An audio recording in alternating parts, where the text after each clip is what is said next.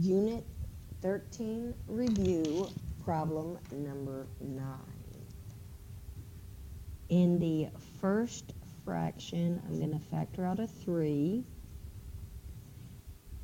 In the second fraction, in the numerator, I'm going to factor out a 9. And the x plus 1 cancels out the x plus 1, and 3 will divide into 9 3 times, and so the answer is 3x minus 2 in parentheses. Don't leave out the parentheses. X plus 2. Problem 10. In this numerator, I'm going to factor out an x squared. If I factor an x squared, I'm going to have an x minus 1 left, and an x squared, and an x minus 1 left. And this x minus 1 is going to cancel that x minus 1. X squared times x squared times x to the third power in the denominator. This cancels this cancels, and what is left is x is your final answer. Problem number 11 is a division problem, and so a division problem, you multiply by the reciprocal. It changes to multiplication. In this numerator, I'm going to factor out a 4. 5x is in the denominator. This x plus 4 cancels out this x plus 4. This x cancels out one of those, and it becomes an x squared. 5 will divide into 15 3 times. So you have a 4 times a 3 times an x squared. 4 times 3 times x squared, and in your denominator, everything canceled out. So that would be a denominator of 1. So 4 times 3 is 12x squared. When you do 12x squared divided by 1, you have 12x squared left. Problem number 12. On problem number 12, to divide, you multiply by the reciprocal.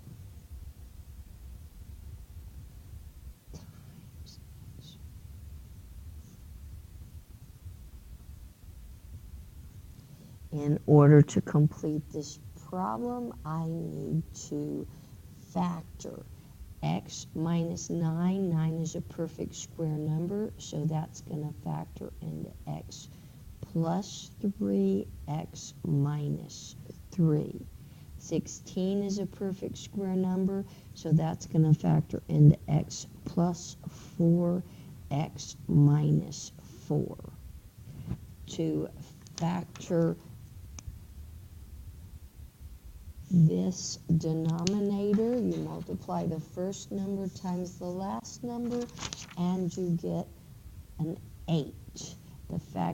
You get a negative 8. The factors of 8 are 1 and 8, and 2 times 4. If this is negative, these have to be different, so I will use this pair and put in a negative 2 so that these will add up to equal a positive 2. Since this is 1, I can use my shortcut factoring. This is minus 2, so this is x minus 2. This is 4, so this is x plus 4. in this denominator right here, I multiply the first number times the last number, and I get a negative 12. The factors of 12 are 1 and 12, 2 times 6, 3 times 4.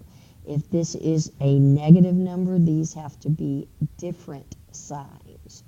If this is a negative 1, the signs would have to be like this, so that can add up to equal negative 1. This has a coefficient of 1, so I can use my shortcut factoring. This is a 3 and a negative 4, so this is x plus 3, x minus 4. This x minus 4 cancels that x minus 4. This x plus 4 cancels that x plus 4. This x plus 3 cancels that x plus 3. All that I have left is an x minus 3 on top and an x minus 2 on the bottom. Problem number 13 is a division problem. In order to divide, you turn the second fraction over and multiply.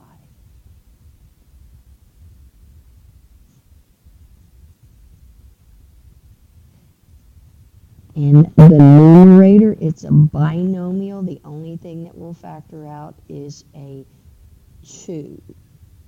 And that would be a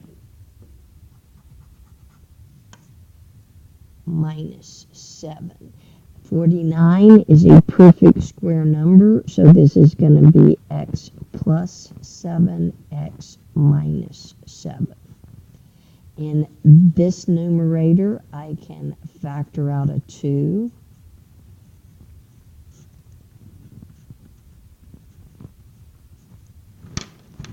X minus 7 cancels x minus 7. X plus 7 cancels x plus 7.